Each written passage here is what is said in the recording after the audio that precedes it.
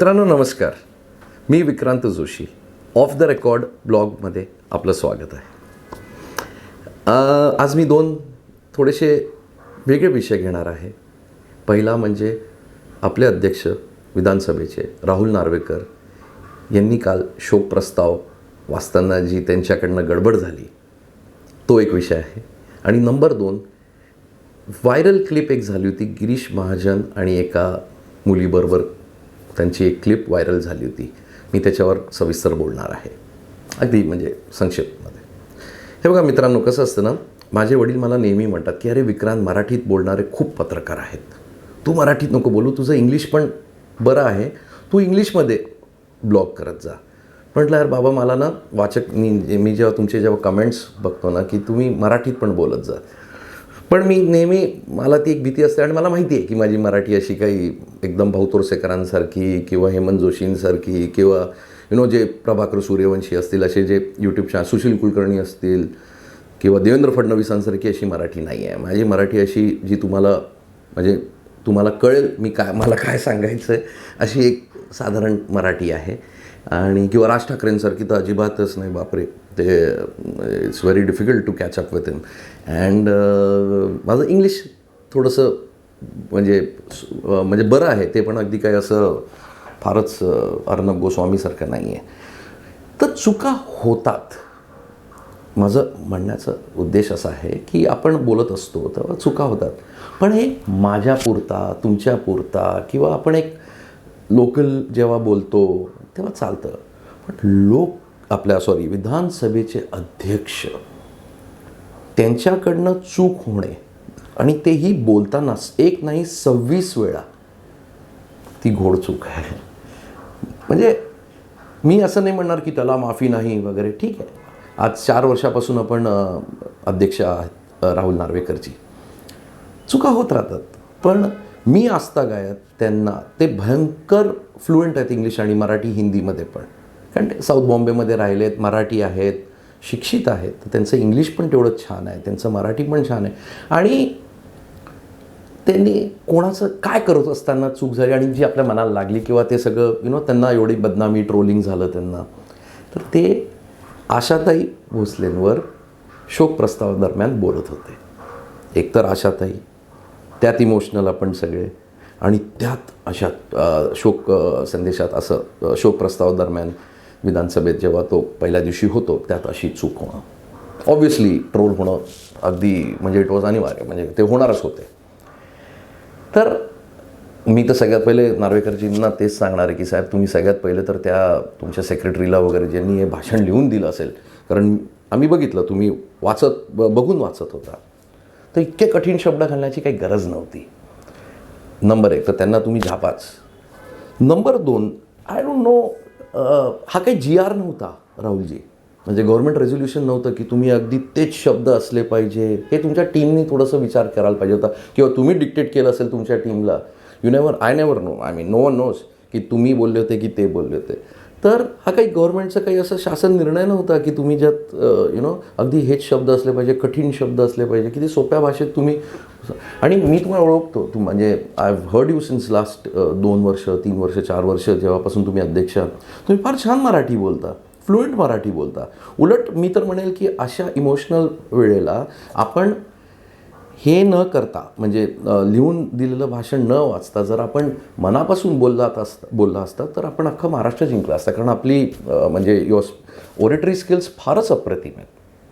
तुमचं फार छान तुम्ही बोलता, म्हणजे मी तुमची भाषणं ऐकली आहे. तुम्हाला पर्सनली मी जेव्हा तुम्ही बोलता देवेंद्रजींची एका काळी, जेव्हा तुम्ही बंगल्यावर यायचे तेव्हा मी बघायचं तुमचं बोलण्याची स्टाईल वगैरे, खूप छान बोलता तुम्ही.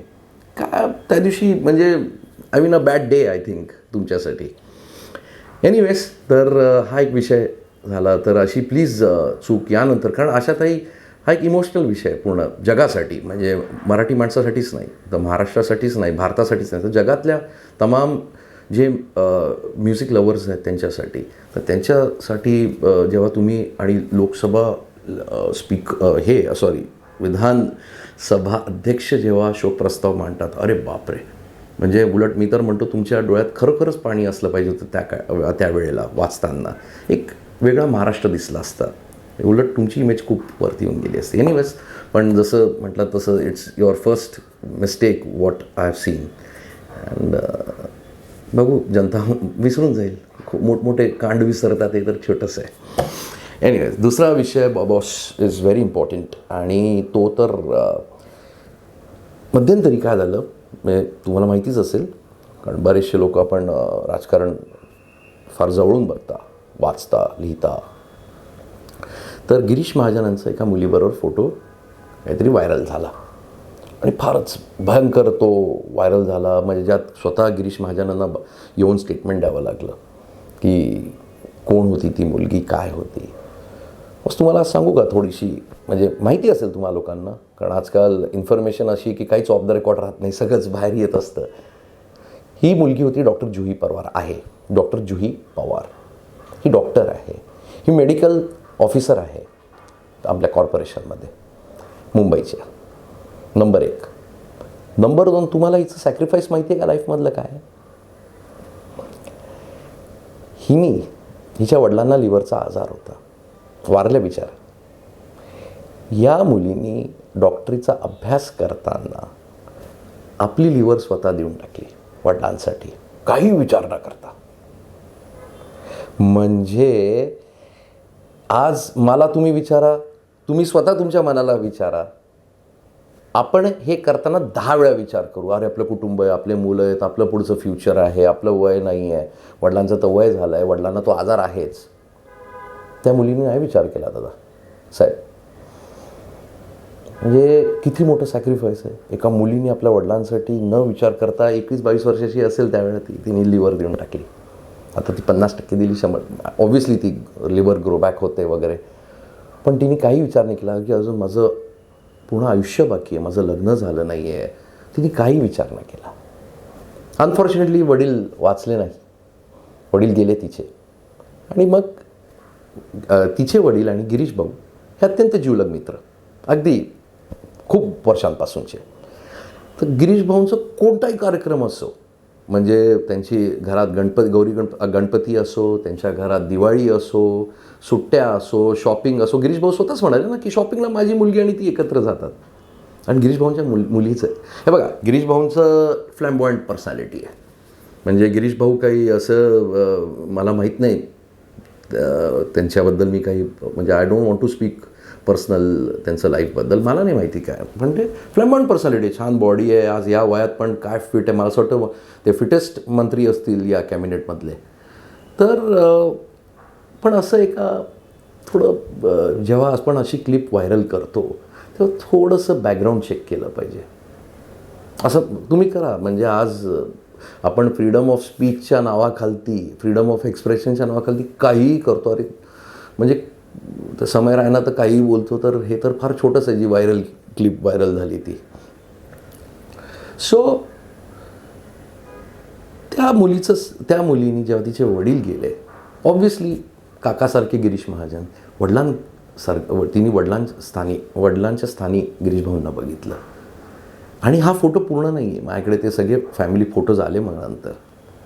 किती फोटोज होते आणि त्यात बरोबर त्यांनी तो असा AIच्या मार्फत किंवा काहीतरी तो हे केला, मॉडिफाय केला तो फोटो आणि तो व्हायरल केला. आज बॉस त्या मुलीचं लग्न व्हायचं आहे आता. आणि जनरली मराठी घरांमध्येच लग्न करून जातात किंवा दुसऱ्या कोणत्या कास्टमध्ये, मला त्यात जायचं नाही.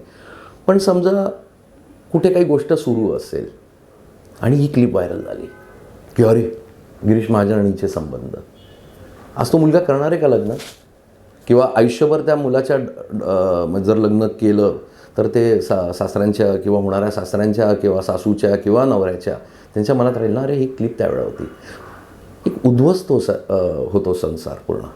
त्या मुलीचं आयुष्य आता पुढचं 1 वर्ष तिला ते म्हणजे लोकांच्या मनातनं ती जेव्हा जोपर्यंत सगळं जाईल, कारण सोशल मीडिया इतकं स्ट्रॉंग आहे की तुम्ही गुगल कराल गिरीश महाजन तर तो फोटो येणारच कुठे ना कुठे. तो आयुष्यभराचा डाग लागला त्या मुलीच्या कॅरेक्टरवर. आणि काही खरं असतं ना, आजकाल मी सांगितलं फ्रीडम ऑफ एक्सप्रेशन आहे, सगळेजण एवढे लफडे करतात, मला तर काहीच माहिती आहे सगळ्यांचं, पण जाऊ दे. तर असं आहे थोडंसं माणसानी काही, आज आपल्याही घरी पोरीबाळी आहेत, आपली बहीण आहे, आपली आई आहे, असं काही करणं आणि त्यात काही ऑथेंटिसिटी नाही. ऑथेंटिसिटी असती ना तर मी पण हा व्हिडिओ केला नसता की बाबा to each is to own. पण असं लोकांनी थोडंसं एखाद्या मुलीचं सॅक्रिफाईस वगैरे थोडं, ऑब्व्हियसली ज्यांनी व्हायरल केलं त्यांना हे सगळं माहीत नसेल बॅकग्राऊंड, पण एक मला गरज पडली तुम्हाला हे सांगण्याची की कसं एक एवढी शूर मुलगी, एवढी दिलदार मुलगी आणि एवढं म्हणजे बॉस हिरो आहे माझ्यासाठी ती पोरगी, म्हणजे जुही पवार, डॉक्टर जुही पवार, आणि तिने आपल्या वडिलांना लिव्हर वगैरे देणं इट्स अ बिग थिंग. आजच्या जनरेशनमध्ये करत नाही. अमेरिकेत सारखं झालं आहे आपलं की बाबा 16-17 वर्षी फ्रीडम आपलं घ्या, घरातनं बाहेर पडा, आणि पोरगीनी आज काय म्हणजे हिरो आहे, खरोखरच हिरो आहे. असे जे मुलं मुली करतात आपल्या आईवडिलांसाठी, सल्यूट आहे बॉस. देव करू आपल्यावर कधीही असं संकट येऊ नये. पण एनिवेज ह्या 2 गोष्टी होत्या, म्हटलं तुमच्यापर्यंत पोचवल्या पाहिजे की आपण ॲज आपल्या मोबाईलमध्ये काही क्लिप येतात किंवा आपल्या लॅपटॉपवर आयपॅडवर जेव्हा येतात तेव्हा आपण थोडी शहनिशा केली पाहिजे, किंवा थोडंसं तुमच्याकडे आलं आहे ना, डोंट फॉरवर्ड इट. आपण पण त्याच्यात we are a part of it if we forward sir. म्हणजे आपण जर फॉरवर्ड केलं, अरे मित्रांना टिंगल, अरे बघ गिरीश महाजनचं हे प्रकरण आलं माझ्याकडे, आपण पण केलं ना, आपण पण त्यात कुठे ना कुठे थोडंसं मला असं वाटतं we are responsible for spreading rumours. असं नाही केलं पाहिजे. बाकी नार्वेकर साहेब फार सोपे काही काही शब्द असतात, तर त्यात तुम्ही थोडंसं म्हणजे तुम्ही फार सुंदर ओरेटर आहात, तर तुम्ही नेक्स्ट टाईम असं जर काही प्रसंग आले तर मनापासून बोला. तुम्ही छान बोलाल, त्यात थोडंसं अडखळलात वगैरे तर ठीक आहे, पण हे असे कठीण शब्द वगैरे देऊन म्हणजे आमची महाराष्ट्राची तरी थोडीशी, महाराष्ट्राची मराठी माणसाची, आशाताईंच्या फॉलोअर्सची थोडा रिस्पेक्ट राखा. आणि मला असं वाटतं तुम्ही आता तुमच्या ट्विटर अकाउंटवर वगैरे की एकदा येऊन एक क्लॅरिफिकेशन देऊन द्या, बाबा यार माझ्याकडनं चूक झाली, किंवा असं मला वाटतं तुम्ही केलं पाहिजे, कारण it's an insult to all the fans of Ashatai. बाकी तूर्त एवढंच, आणि काही अशा घेऊन येतो बातम्या परत तुमच्याकडे. तर लाईक करा, सबस्क्राईब करा. धन्यवाद.